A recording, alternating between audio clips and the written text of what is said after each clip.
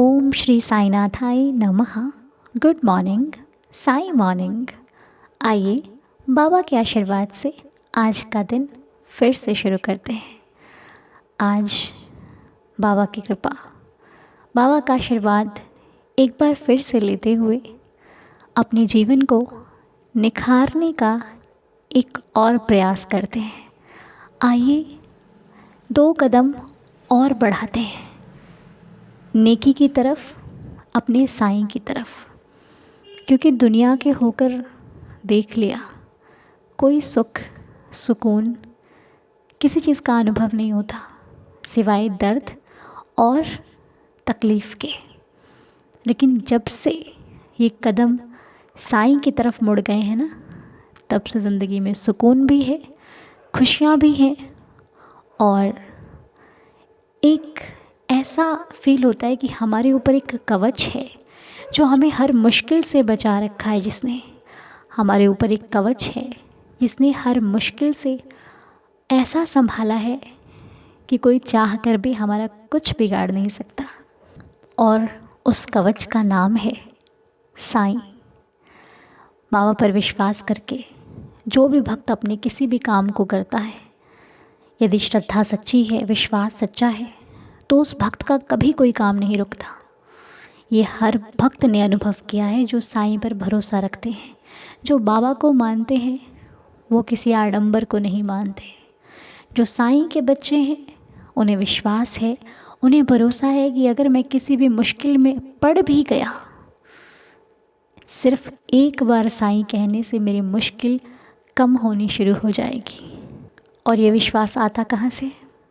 जब आप अपने बाबा के पास बैठना शुरू करते हो, उनसे बातें करना शुरू करते हो, उनसे प्रेयर करना शुरू करते हो, है ना। एक बार किसी ने कहा प्रेयर करने से क्या होता है, क्या मिलता है आपको प्रेयर करने से? हमने कहा हमें साईं मिलते हैं, हमें बाबा मिलते हैं। आप रोज़ रोज़ किसी के पास बैठो, आपको आदत हो जाएगी। रोज़ रोज़ फ़ोन पे किसी से बात करो, आपको आदत हो जाएगी उस व्यक्ति से बात करने की। आपको फील होगा कि आज बात नहीं करी यार, आज कुछ अधूरा अधूरा सा लग रहा है। तो जैसे उन लोगों के लिए वो बातें ज़रूरी है ना, वैसे हमारे लिए प्रार्थना है कि आज प्रार्थना नहीं करी, आज कुछ सोना सोना सा लग रहा है। और ये एक साईं भक्त का ही विश्वास है, मेरा विश्वास है कि ये प्रार्थना हमें हमारे भगवान के और अधिक करीब लेकर जा रही है, हमें हमारे साईं के और निकट लेकर जा रही है। और एक दिन ऐसा भी आएगा, कहते दुनिया में क्या पाना चाहते हो? अगर कोई हमसे पूछे तो हम अपने बाबा को पाना चाहते हैं, क्योंकि जिस दिन वो मिल गए उस दिन सब कुछ मिल जाएगा। इस दुनिया का मिला हुआ सब कुछ यहाँ पर रह जाएगा, और जो वो मिल गया तो धन्य हो जाएगी ये ज़िंदगी और धन्य हो जाएंगे हम सब। क्योंकि आज के समय पे मालिक का साथ बहुत ज़रूरी है। जो भगवान के सहारे चल रहा है वही सकुशल ज़िंदगी को जी पा रहा है। नहीं तो तकलीफ़ें तो इतनी हैं कि आप गिनते रह जाओगे, ख़त्म नहीं होंगी। लेकिन जिसके ऊपर उसके मालिक का हाथ है, उसे कोई हानि नहीं पहुंचा सकता, कोई भी तकलीफ़ नहीं दे सकता। इसलिए जितना हो सके अपने भगवान का नाम जाप कीजिए, उनके दरबार में बैठिए। अगर आपको भी उस शक्ति का अनुभव करना है तो किसी की मत सुनिए, मालिक के दरबार में बैठिए। आपके घर में जिनकी भी पूजा होती है, हम नहीं कहते साईं को मानो, हम कहते हैं जिन पर आपकी श्रद्धा है उस दरबार में बैठो, उनसे बात करो, नाम जाप करो। आपको धीरे धीरे उनका अनुभव होना शुरू हो जाएगा। मालिक क्या है ये आप खुद जान जाओगे। किसी को बताने या फिर किसी से पूछने की आवश्यकता आपको नहीं पड़ेगी। तो चलिए आइए अपने बाबा से प्रार्थना करते हैं कि हे देवा, बाबा हम तो आपके भरोसे चलते हैं। हमारे जीवन की नैया जब डगमगाने लगती है तो आप आकर उसे संभाल लेते हो। इसके लिए मेरे साईं जी का बहुत बहुत शुक्रिया। बाबा मैं शब्दों में क्या बखान करूं आपका, मैं तो बस इतना कहती हूँ कि तुम उस हर जगह पे मेरे साथ होते हो जहाँ पर मुझे आपको बुलाना पड़ता है, आप पहले ही मौजूद हो जाते हो। मेरी ज़िंदगी में आज हर एक खुशी आपकी होने से है, और उस हर एक खुशी मेरी ज़िंदगी के सुकून के लिए मेरे साईं जी का बहुत बहुत शुक्रिया। मुझे संभाल कर रखने के लिए बहुत बहुत शुक्रिया। बाबा, मुझ पर और मेरे परिवार पर इस प्रकार कृपा बनाकर रखने के लिए आपका बहुत बहुत शुक्रिया। मैं नादान हूँ, ना समझ हूँ, मुझे नहीं पता ज़िंदगी को कैसे जिया जाता है, लेकिन आपने जीना सिखाया, आपने पग पग पर मेरा साथ दिया, उसके लिए आपका बहुत बहुत शुक्रिया। और इस फैमिली को बनाया, हमें संवारा, हमें सजाया, उसके लिए आपका बहुत बहुत शुक्रिया। और जाने अनजाने में यदि कोई भूल हो जाए तो हमें क्षमा करना, और इस परिवार में यदि कोई स्वस्थ ना हो तो उसे स्वस्थ रखना। किसी को कोई प्रॉब्लम है, किसी को कोई प्रॉब्लम है, सबको अलग अलग समस्याएं हैं मेरे मालिक, सबकी समस्या का समाधान आप हो। बाबा, सबको खुश रखना, हेल्दी रखना, हैप्पी रखना, और सबकी ज़िंदगी में खुशियों का आगमन हो। मेरी तो आपके श्री चरणों में यही प्रार्थना है। तो प्रार्थना के साथ आइए अब आज की लीला को सुनते हैं। आज बाबा के श्री चरणों में हम बहुत ही प्यारी सी एक लीला सुनने वाले हैं, अनुभव या फिर चमत्कार, जो कि पल्लवी जी द्वारा बताया जा रहा है। ये काफ़ी समय से पल्लवी जी ने हमें अनुभव भेज रखा था। आज बाबा की कृपा से हम आप सभी को सुनाने जा रहे हैं उनके साथ बाबा के द्वारा हुई लीला, जो साईं ने उनके जीवन में करी और कैसे उन पर अपनी कृपा की है। आइए सुनते हैं। तो पल्लवी जी, बहुत बहुत शुक्रिया आपका इतना सब्र रखने के लिए, मैं धन्यवाद करती हूँ आपका। तो आइए, लीला है।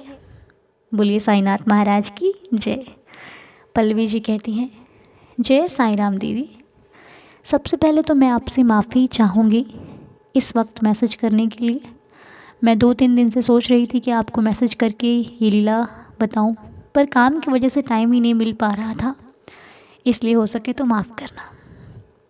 पल्लवी जी, माफ़ी की ज़रूरत नहीं है, आप तो मेरे अपने हो, और अपने तो प्यार करते हैं, एक दूसरे का सम्मान करते हैं, एक दूसरे की सिचुएशन को समझते हैं, तो कोई बात नहीं, ठीक है।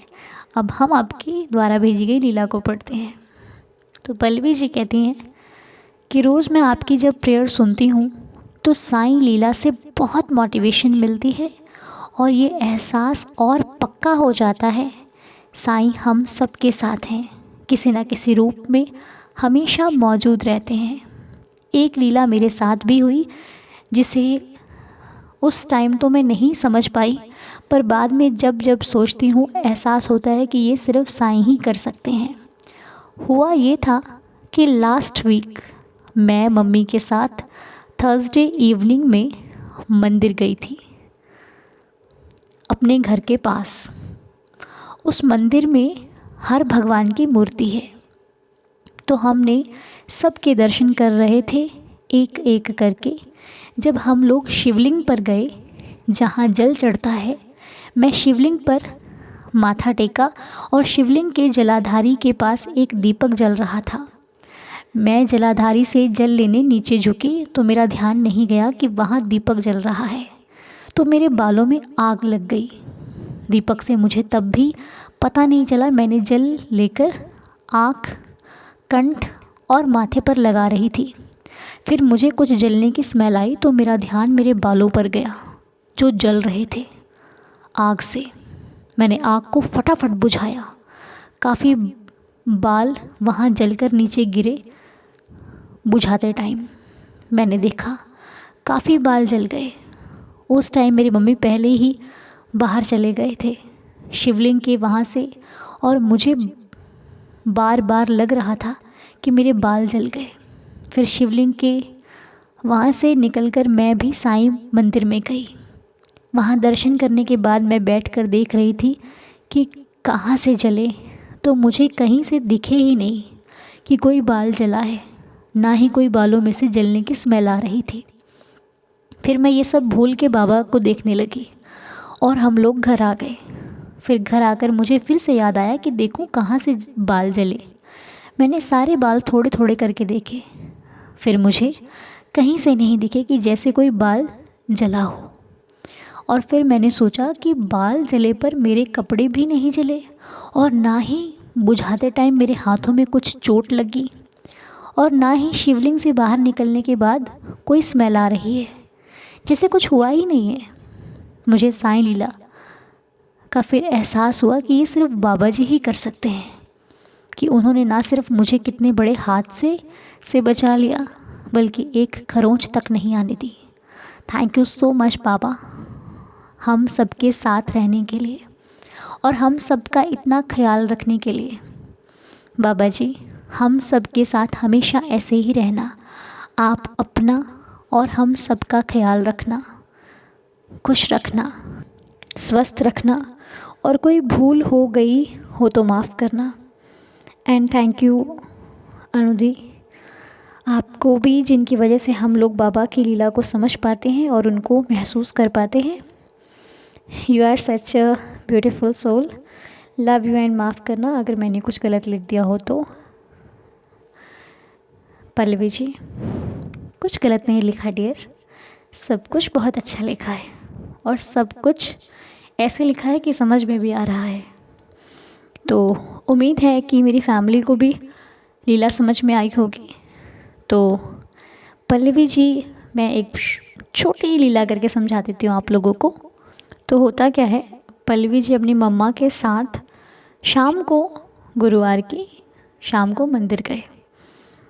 होता है ना, कुछ मंदिरों में भगवान, सभी भगवान होते हैं, तो हम क्या करते हैं, एक एक करके सब भगवानों के दर्शन करते हैं, सबका आशीर्वाद लेते हैं। तो वैसे इन्होंने भी किया, और बाद में जहाँ पे शिवलिंग होता है, जहाँ पे भगवान जी होते हैं, शिव जी, जहाँ पे जल चढ़ाया जाता है, तो वहाँ पर इन्होंने दर्शन किए। और जहाँ से जल निकलता है, वहाँ से हम जल लेते हैं ना भगवान का प्रसाद पीने के लिए, तो इन्होंने वो ले रही थी। और पल्लवी ने ध्यान नहीं दिया कि वहाँ पर एक दीपक भी लगा रखा था, लोग लगा देते हैं दीपक, तो वो भी किसी ने लगा दिया था, लेकिन पल्लवी का ध्यान वहाँ पे नहीं गया।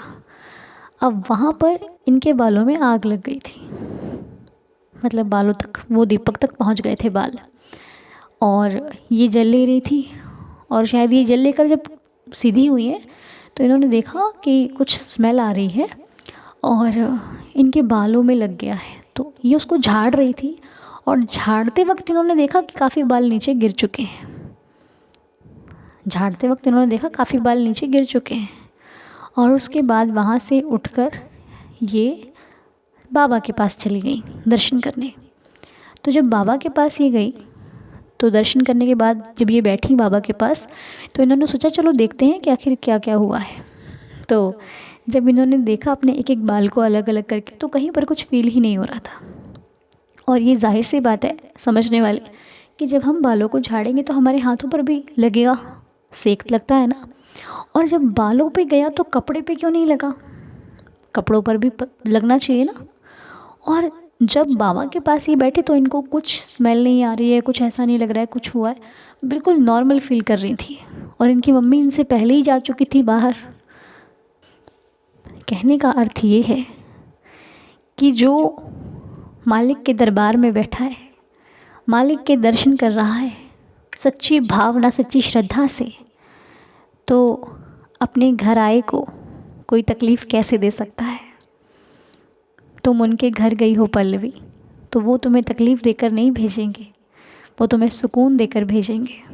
और ये जो सब कुछ हुआ, ये शायद ये लीला होनी थी, इसलिए भगवान ने ये लीला करी और आपको समझा दिया कि उनकी कृपा है आप पर, तभी आपको कुछ फील नहीं हुआ। नहीं तो होने वालों के साथ पूछो मत क्या क्या हो जाता है। लेकिन जो उनके भरोसे चलते हैं, जो उन पर सब छोड़ देते हैं कि मालिक अब तू जाने जाने तेरा काम, मैं कुछ नहीं जानती, क्योंकि मैं जानूँगी तो मैं कुछ नहीं कर सकती, और तुम जानने लग गए तो तुम बहुत कुछ कर सकते हो। इसलिए जब आपने अपने जीवन की नैया उन पर छोड़ रखी ना, तो उनको संभालनी बहुत ढंग से आती है। तो ये जो लीला हुई, ये एक प्रमाण है कि साईं सबके साथ है। तो बस ऐसे ही साईं जी सबके जीवन में खुशियाँ लाते रहें। और एक चीज़ और कहूँगी, आप जब किसी अच्छे रास्ते पर चलने की ठान लेते हो ना, तो रास्ते खोलने का काम आपके भगवान करते हैं। आप तो सिर्फ चल रहे हो, सिर्फ चल रहे हो, इधर आते जाते रास्ते में जो चीज़ें आ रही हैं उनको फॉलो करते चल रहे हो, उनको ठीक करते चल रहे हो। अब उसी रास्ते में अगर कुछ गलत चीज़ रखी है तो उसको पकड़ना ना पकड़ना आपकी बुद्धि, आपकी समझ के ऊपर है। लेकिन भगवान ने तो रास्ते खोलते जा रहे हैं, खोलते जा रहे हैं। उसी रास्ते में कुछ अच्छी चीज़ें भी हैं, ख़राब चीज़ें भी हैं। आपका फोकस किधर जाता है ये आप पे डिपेंड करता है, ठीक है। इसलिए चलते रहिए, ज़िंदगी चल रही है, जिए, इसको जीने की कोशिश कीजिए, ठीक है। ज़िंदगी को जीना है, काटना नहीं है। तो बस चलते रहिए, सब कुछ अच्छा है। तो पल्लवी जी, बहुत बहुत शुक्रिया डियर, आपका। बहुत प्यारी लीला शेयर करी आपने, और एक तो लीला शेयर करी, ऊपर से सबूरी बना कर रखी, उसके लिए आपका बहुत शुक्रिया। आपने मुझे भी ज़्यादा नहीं बोला कि लीला नहीं आई है, लेकिन साईं तो जानते हैं ना। तो बस थैंक यू सो मच बाबा। ऐसे ही पल्लवी पर अपनी कृपा बना कर रखना, रहम नज़र करना, उसके हर एक समय में, हर एक वक्त में उनके साथ रहना, उनके घर परिवार पर उनकी आपकी कृपा बरसती रहे, और हर घड़ी हर पल उन्हें आपके होने का एहसास होता रहे। सदा खुश रहें पल्लवी आप, हमारी साईं चरणों में यही दुआ है। तो चलिए, प्यारी सी लीला सुनने के बाद अब 11 वचन भी पढ़ लेते हैं। आइए मेरे संग संग पढ़िए बाबा के 11 वचन। ओम साई राम।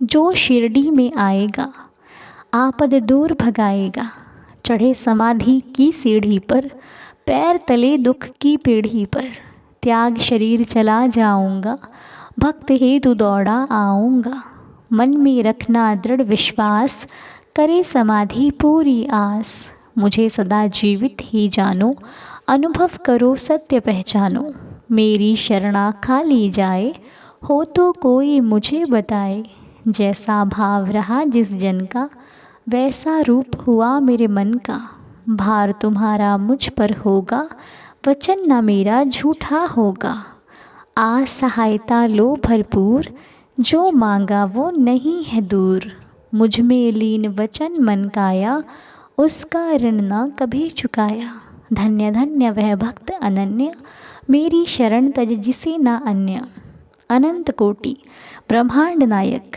राजाधिराज योगिराज परब्रह्म श्री सच्चिदानंद सद्गुरु श्री साईनाथ महाराज की जय।